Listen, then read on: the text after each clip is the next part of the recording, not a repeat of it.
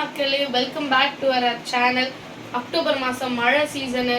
நம்மளுக்கு யாருக்கு எப்படி சளி பிடிக்கிறது, கோல்டு வருது, ரன்னிங் நோஸ் எப்படி வருது, யார் கூட வருதுன்னே தெரியாது, எந்த வயசுனால வருதுன்னு தெரியாது.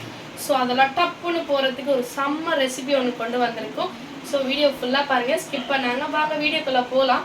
இதாங்க அந்த சளி, இரும்பல், ரன்னிங் ரோஸு எல்லாத்தையும் டப்பால் டிப்பால்னு போட்டு தள்ளுற ஒரு கீரைங்க. முசு கீரைன்னு சொல்லுவாங்க. இதை க்ளீன் பண்ணும்போது கொஞ்சம் பார்த்து க்ளீன் பண்ணுங்கள். இது முள்ளாக தான் இருக்கும் இந்த கீரை. நம்ம எப்படி தான் காம்புலேயும் நம்ம கட் பண்ணி காம்பு மட்டும் போட்டுட்டு வெறும் லீவ்ஸ் மட்டும் எடுத்தாலும் லீவ்ஸ்லேயுமே முள் நிறைய இருக்கும். ஸோ கொஞ்சம் சேஃப்டியாக தான் வந்து இதை சமைக்கணும். ஏன்னா எனக்குமே க்ளீன் பண்ணும்போது கையிலலாம் குத்துச்சு. ஸோ இதை நான் என்ன பண்ணால் க்ளீன் பண்ணிவிட்டு நல்லா வாஷ் பண்ணிவிட்டு நான் பிளெண்டரில் போட்டு பிளெண்ட் பண்ணிக்கிட்டேன். ஸோ நம்மளோட நார்மல் தோசை மாவை வந்து பேட்டரை எடுத்துக்கிட்டு அதில் ஆப்பசோட மாவு, உப்பு நான் போட்டு தண்ணி போட்டு கொஞ்சம் மிக்ஸ் பண்ணி வந்து தோசை பேட்டருக்கு வந்து நான் ரெடி பண்ணிக்கிறேன். அப்போ தான் வந்து தோசை கொஞ்சம் நல்லா வரும்.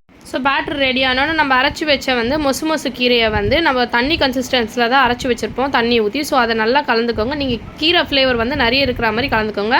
அதை வச்சு கன்சிஸ்டன்சி பார்த்துக்கோங்க.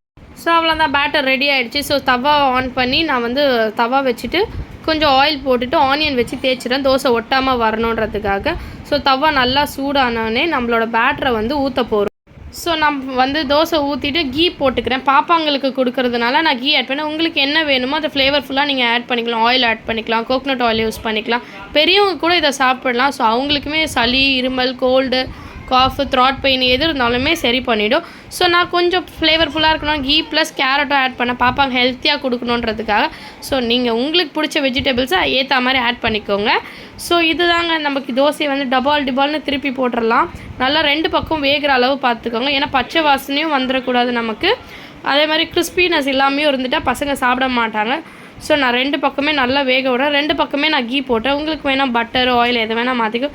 ஸோ நான் வந்து டேஸ்ட் பண்ணுறதுக்காக பாப்பா கிட்டே கொடுத்தேன். பாப்பா எப்படி இருக்குன்றதையும் சொல்லியிருந்தான். நல்லா இருந்தது, அவனுக்கு பிடிச்சிருந்தது தோசை. எங்கள் 2 குட்டீஸுமே வந்து என்ஜாய் பண்ணாங்க. ஸோ இந்த மாதிரி நீங்கள் உங்கள் குட்டீஸ்க்கும் கொடுக்கலாம், இல்லை பெரியவங்களுக்குமே இதை கொடுத்து நீங்கள் ட்ரை பண்ணிவிட்டு ரெசிபி எப்படி இருந்ததுன்னு கமெண்ட் பாக்ஸில் கமெண்ட் பண்ணுங்கள்.